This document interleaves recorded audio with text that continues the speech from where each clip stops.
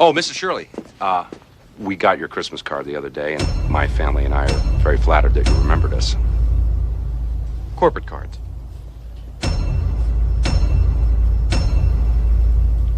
Don't forget that report, Bill. Yes, sir. Thank you. Merry Christmas. Merry Christmas.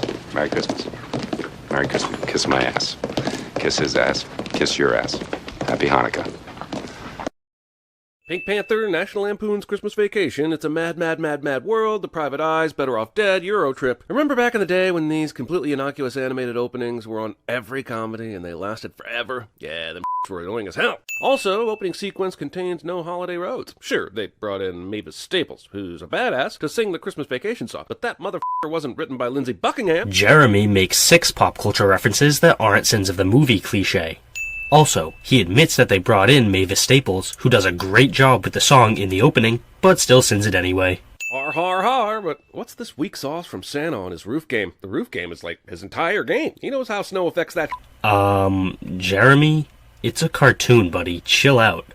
The next 2 sins in a row contain a total of 3 pop culture references, but they're also full of cringe, so here's 4 sins. Jesus Christ, the Griswolds are supposed to live in Chicago, so what's with this mountainous terrain? Did they pull the same nonsense Danny did in Dr. Sleep and drive across the country to the Overlook? Jeremy makes a pop culture ref. Also, they make a point of the kids complaining about the long drive, so clearly they drove far away into the middle of nowhere. What's the issue? Dad, can you explain again what we're doing? Yeah, because even though we're almost to the destination that's way out of the city, I have no clue about the very simple act we're about to perform. And you're missing the point. Clark brought his family way out to the middle of nowhere to get a Christmas tree, which is totally unnecessary and overly complicated, so Russ is obviously questioning the method rather than the action. Man, I know road rage can be funny in movies, and this is a character that would totally react like this. But now we're going on the 3rd movie of this franchise that makes vehicular malfeasance an actual plot point. He admits that it makes sense, and then sins it anyway. Also, this isn't a plot point. A plot point is a significant event in a story that changes the narrative and/or characters in a substantial way. The road rage in this scene doesn't do that. It's just a joke. You literally watch movies for a living, but you don't understand what a plot point is? Burn some dust here. Eat my rubber. Dad, I think what you mean is burn rubber and eat my dust. Young Galecki here is coming off a lot more like young Sheldon than young Leonard. Jeremy makes a pop culture. There is no way the car could keep pace with the truck while driving underneath it like this. It would have already been hit by the back tires and flung out, or would have plowed into the front tires and either been flung out or possibly even crushed. However, you say, this is a silly comedy, so this is unsinnable. And I say, A, this isn't funny, which cancels out the comedy argument. And B, have you watched this channel before? When it comes to A, that's entirely subjective, so we throw out your counter-argument. And when it comes to B, your channel sucks more dick than Trump when Bubba walks in the room. Also, why is the truck staying in the left lane on a 2-lane road? For all he knows, he's already passed the Griswold. Are you asserting that truck drivers can't be shitty drivers? 'Cause if so, I've got some beautiful oceanfront property in Wyoming to sell ya. Dad, did you bring a saw? Okay, this movie is set in reality. An exaggerated, humorous reality, perhaps, and everything that happens could happen. But you're telling me these 4 assholes dug this tree up with their bare hands and did it before nightfall? Yes, because, like you just mentioned, the reality of this movie is exaggerated and humorous. Admitting that fact doesn't erase it.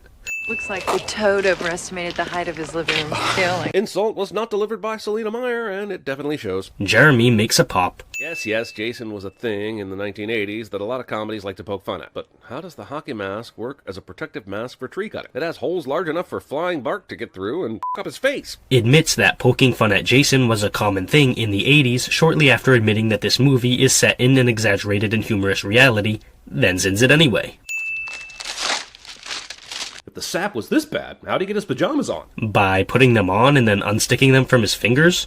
What the hell was this sin? Word is you're an excellent choice to be named Food Additive Designer of the Year. This line caused me to look up food additive designer, and I will never get that 90 seconds of my life back. And I'll never get the nearly 16 minutes of my life that I spent watching your dogshit video back. But here we are. Christmas. Merry Christmas. Merry Christmas. Merry Christmas. Kiss my ass. Kiss his ass. Kiss your ass. Happy Hanukkah. Hang on, is he a smart-ass, sarcastic dick, or is he a clueless, affable asshole? I know Chevy Chase really only has those 2 speeds as an actor, but dick or asshole movie, you can't have both. Yes, he absolutely can, because he does. These traits aren't mutually exclusive. The next 3 sins in a row can be refuted with 2 simple lines.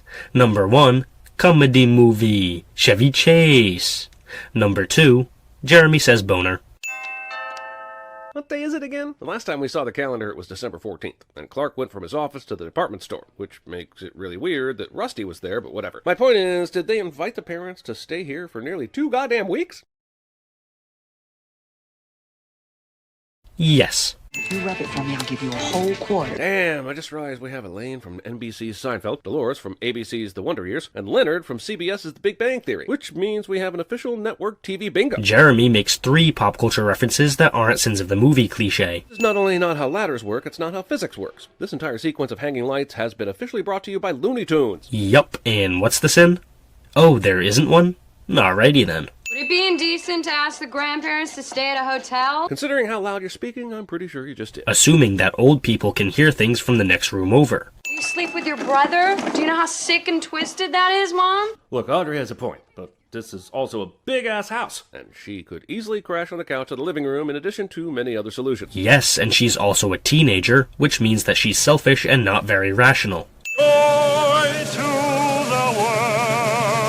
I can believe that Clark wanted to wait until the whole family was here to turn everything on, but this entire bull depends on him not checking any of the lights along the way, which is daffy, even for a doltish, doddering dad. Wait, that's simply not true.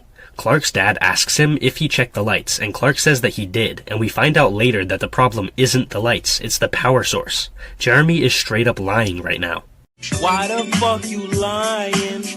Why you always lying? Worked really hard, Grandma. So do washing machines. One angry man here would be excellent at Cinemasins. Jeremy makes a... All old men are gross and horny, an old cliche. I mean, just because it's true doesn't make it any less of a cliche. Whether or not it's true has no effect on it being a cliche or not, but the fact that it doesn't fit the definition of cliche definitely means that it's not. I'm kind of sick of referring to these absurdly large moons as Bruce Almighty moons. So, because this looks like it's about to hit the Earth, I'm gonna call this motherfucker the Melancholia moon. Jeremy makes 2 pop culture references that aren't sins of the movie cliche.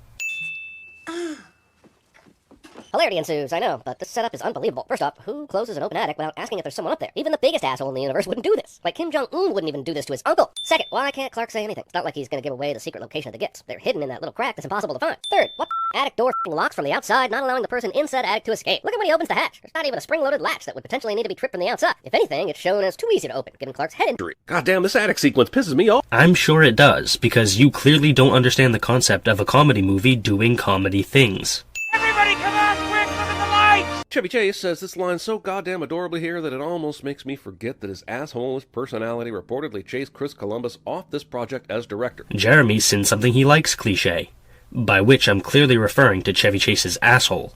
Oh my God! Everyone's favorite Christmas comedy or the world's worst carpet cleaner commercial?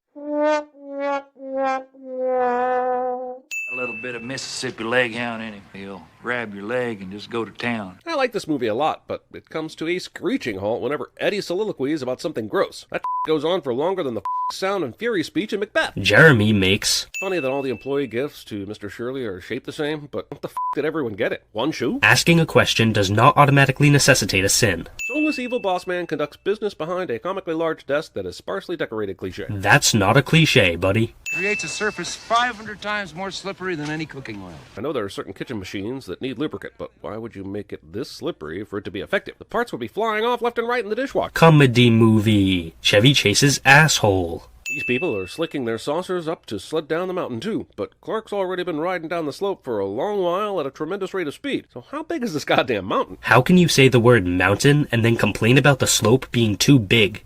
Do you know what a mountain is? Gus Van Sant ever decided to do an R-rated shot-for-shot remake of this movie, I guarantee you Clark would be actively jerking off in this scene. Jeremy talks about jerking off.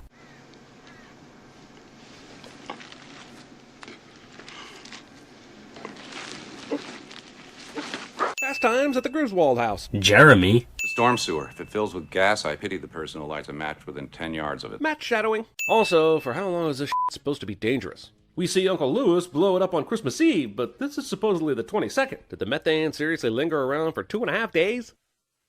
That's the joke. I'm curious as hell why Eddie has loaded up 3 different dry dog foods into the cart, including 2 different bags of Old Roy. Maybe it has something to do with this movie being a comedy with Chevy Chase's asshole. Why would somebody wrap up a cat in a box? Why would somebody make 3 sequels to Vacation, a reboot, and Cousin Eddie's Island Adventure spin-off? Some questions just don't have good answers, Rusty. The sequels and reboot absolutely have a good answer. Here comes the money.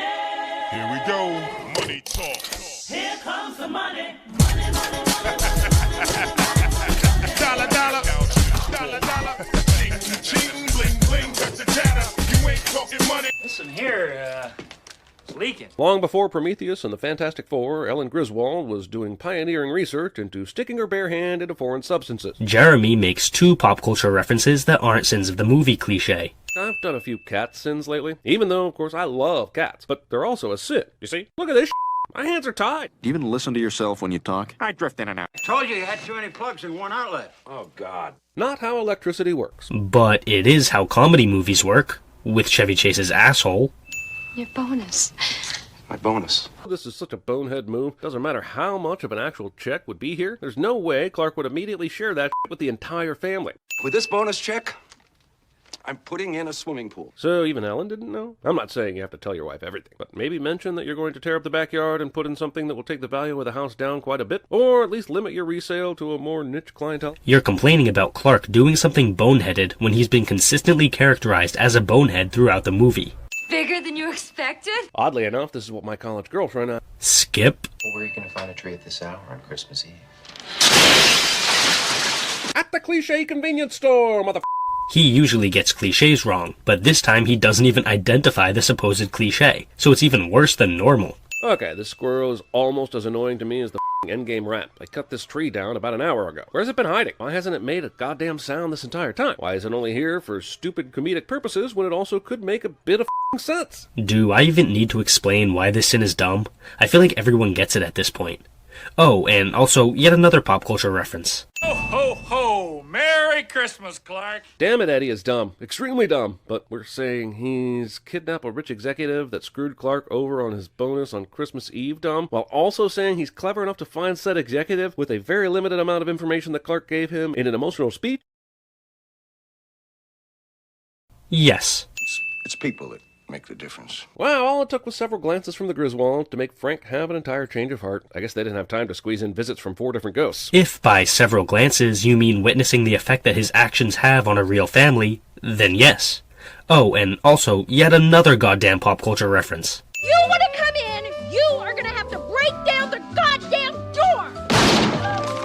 And completely without a search warrant. USA! USA! I mean, they kidnapped a wealthy executive. The real sin here is that they didn't execute the entire Griswold family on site. I'm gonna go ahead and assume they gave Beverly D'Angelo a massive bonus for having to hold on to Chevy Chase's junk for this long, even if she did it as an improvisation. And I hope it was much bigger than whatever Clark's bonus ended up being.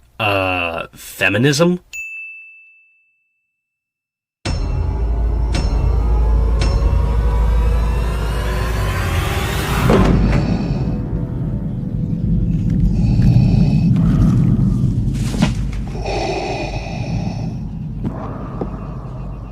Apology accepted, Captain Nita.